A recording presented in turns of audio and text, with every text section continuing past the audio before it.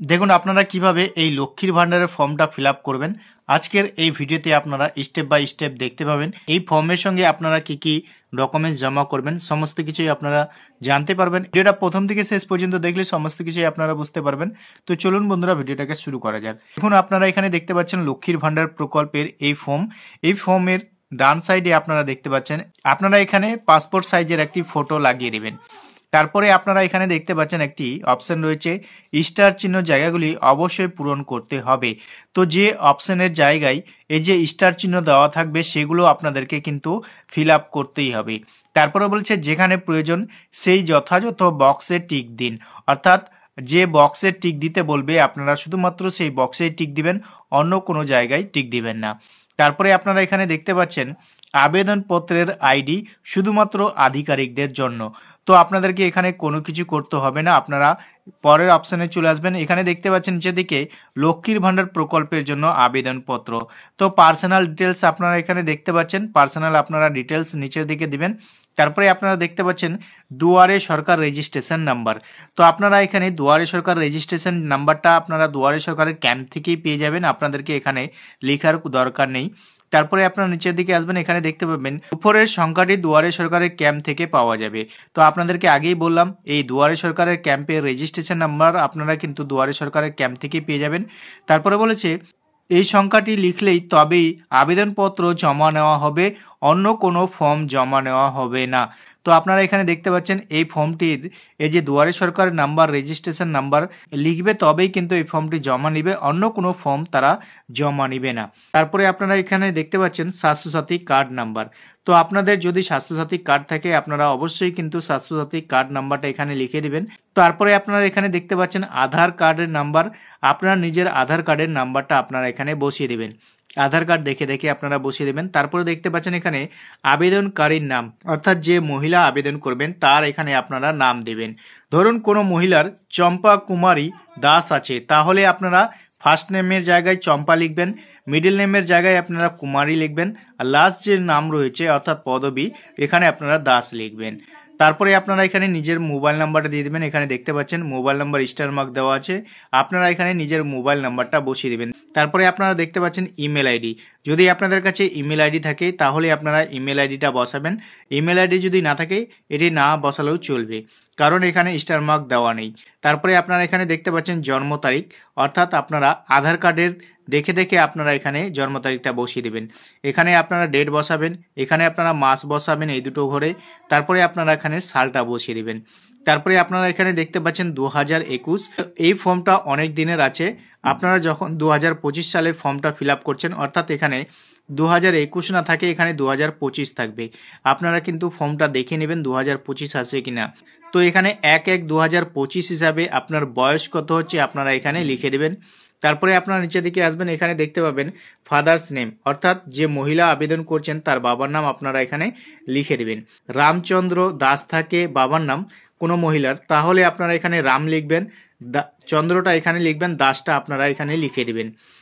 মায়ের নাম, তারপরে দেখতে পাচ্ছেন মহিলার মায়ের নাম আপনারা কিন্তু এখানে লিখে দেবেন। দেখতে পাচ্ছেন এখানে স্টার মার্ক দেওয়া আছে, এগুলো কিন্তু লিখতেই হবে।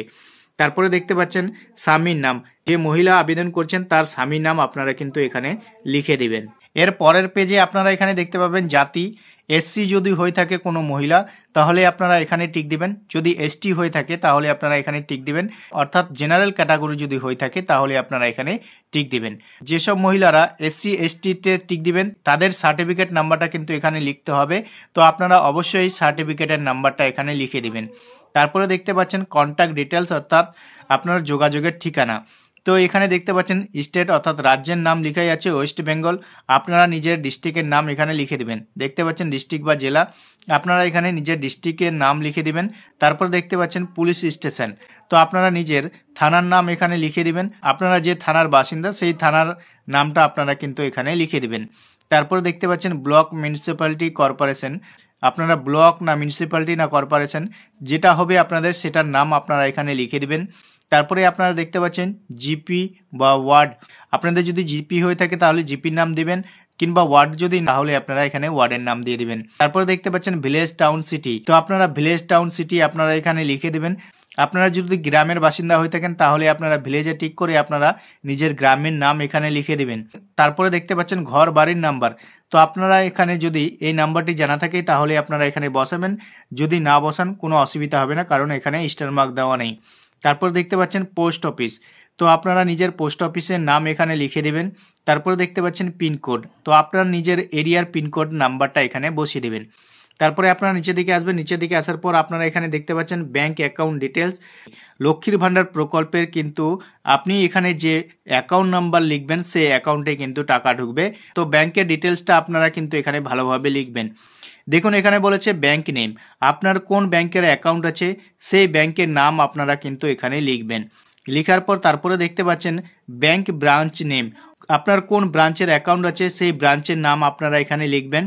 তারপরে দেখতে পাচ্ছেন ব্যাংক অ্যাকাউন্ট নাম্বার, আপনার পাসবুকে যে অ্যাকাউন্ট নাম্বার দেওয়া আছে সেই অ্যাকাউন্ট নাম্বার আপনারা কিন্তু এখানে লিখবেন।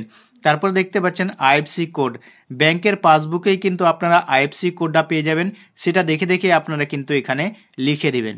তো এখানে দেখতে পাচ্ছেন ব্যাংক ডিটেলসটা কিন্তু আপনারা আপনাদের ব্যাংকের পাসবুকেই আপনারা সমস্ত কিছুই পেয়ে যাবেন। তারপরে আপনারা নিচের দিকে দেখতে পাচ্ছেন এখানে সংযুক্ত নথির তালিকা, স্বপ্রত্যায়িত ফটোকপি সঠিক বক্সে টিক দিন। আপনারা এই ফর্মের সঙ্গে কি কি জেরক্স জমা করবেন সেই এই ঘরে কিন্তু আপনাদেরকে টিক দিতে হবে। দেখুন এখানে বলছে পাসপোর্ট মাপের রঙিন ফটো, প্রথমেই আপনাদেরকে দেখিয়েছি আপনাদেরকে ফটো কোথায় বসাতে হবে। তো আপনি যেহেতু একটি ফটো দিচ্ছেন এখানে আপনারা টিক দিবেন। তারপরে দেখতে পাচ্ছেন কপি অফ স্বাস্থ্যসাথী কার্ড, তো আপনারা স্বাস্থ্যসাথী কার্ডের যদি কপি দেন তাহলে আপনারা এখানে কিন্তু টিক দিবেন। তারপর দেখতে পাচ্ছেন আধার কার্ডের কপি, তো আপনারা আধার কার্ডের একটি জেরক্স দিবেন, তো স্বাস্থ্যসাথী কার্ডের একটা জেরক্স দিবেন। তো যেগুলো আপনারা জেরক্স দিচ্ছেন সেগুলোতে এখানে আপনারা টিক দিবেন। তারপরে আপনারা এখানে দেখতে পাচ্ছেন এসসি এসটি সার্টিফিকেট, এসটি এসসির সার্টিফিকেটের জেরক্স আপনারা দিবেন, আপনারা এখানে টিক দিবেন। তারপর দেখতে পাচ্ছেন কপি অফ ব্যাংক পাসবুক, ব্যাংকের পাসবুকের একটি জেরক্স দিবেন, জেরক্স দিয়ে এখানে আপনারা টিক দিবেন। পাসবইয়ের প্রথম পাতা এবং ক্যান্সেল চেক আপনারা যে কোনো একটি দিতে পারেন, অন্যান্য কোনো ডকুমেন্টস যদি আপনারা দেন তাহলে আপনারা এখানে টিক দিবেন।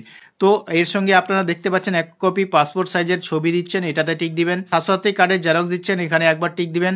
আধার কার্ডের জেরক্স দিচ্ছেন, এখানে একবার টিক দিবেন। এসসি এসটি যদি সার্টিফিকেট দেন তাহলে আপনারা এখানে টিক দিবেন। ব্যাংকের পাসবুকের জেরক্স দিচ্ছেন তাহলে আপনারা কিন্তু এখানে টিক দিবেন। তো এইগুলোই কিন্তু আপনারা জেরক্স দিবেন। তারপরে আপনারা একটি ঘোষণাপত্র দেখতে পাচ্ছেন, এখানে আপনারা ঘোষণাপত্রটা ভালোভাবে পড়ে নেবেন। দেখুন এখানে ঘোষণাপত্রতে বলেছে আমি পশ্চিমবঙ্গের বাসিন্দা। 2 নম্বরে বলা আছে আমি কোনো ধরনের নিয়মিত সরকারি চাকরি থেকে কোনো মাসিক আয় বা পেনশন পাই না। তারপরে বলেছে আমার জমা করা সমস্ত নথি এবং তথ্য আমার গানগত সত্য, যদি নথি বা তথ্য মিথ্যা বলে প্রমাণিত হয় তাহলে আমার বিরুদ্ধে পদক্ষেপ নেওয়া হবে এবং প্রকল্পের সুবিধা বন্ধ করে দেওয়া হবে। তো আপনারা পারলে এটি পড়ে নেবেন, পড়ার পর আপনারা এখানে সিগনেচার করতে পারলে সিগনেচার করবেন, টিপসই করতে পারলে আপনারা টিপসই এখানে দিবেন। তারপরে দেখতে পাচ্ছেন এখানে তারিখ, যে তারিখে আপনারা জমা করছেন ফর্মটা সেই তারিখটা আপনারা কিন্তু এখানে লিখে দিবেন। লিখে দেওয়ার পর তারপরে আপনারা দেখতে পাচ্ছেন এখানে অ্যাকনোলেজমেন্ট স্লিপ, তো অ্যাকনোলেজমেন্ট স্লিপটি আপনারা এখানে দেখুন আপনাদেরকে এই স্লিপটা এখান থেকে কেটে দিয়ে দিবে। দেখুন এই ফর্মটা আপনারা কিভাবে ফিল আপ করবেন, এখানে আপনারা নিজের নাম দিবেন, তারপরে আপনারা এখানে নিজের গার্জেন নাম দিবেন, তারপরে আপনারা ডেটটা এখানে লিখে দেবেন। যদি আপনারা বাংলায় লিখতে চান তাহলে আপনারা নিজের নাম এবং গার্জেন নাম আপনারা এখানে লিখবেন, তারপরে আপনারা কিন্তু এখানে তারিখটা লিখে দেবেন। তারপরে দেখতে পাচ্ছেন মোবাইল নাম্বার লিখবেন, স্বাস্থ্যসাথী কার্ড নাম্বার, আধার নাম্বার আপনারা পারলে এখানে লিখে দেবেন। লিখে দেওয়ার পর তারপরে আপনারা এদিকে আসবেন, এখানে দেখতে পাচ্ছেন সিগনেচার রিসিভ, অর্থাৎ অফিস থেকে আপনাকে এটা এখানে সিল সই করে আপনাদেরকে কিন্তু এটা আপনাদেরকে ছিঁড়ে এখান থেকে দিয়ে দিবে। তো আশা করি বন্ধুরা ভিডিওটা বুঝতে পেরেছেন। ভিডিওটা কেমন লেগেছে কমেন্ট সেকশনে অবশ্যই কমেন্ট করে জানাবেন।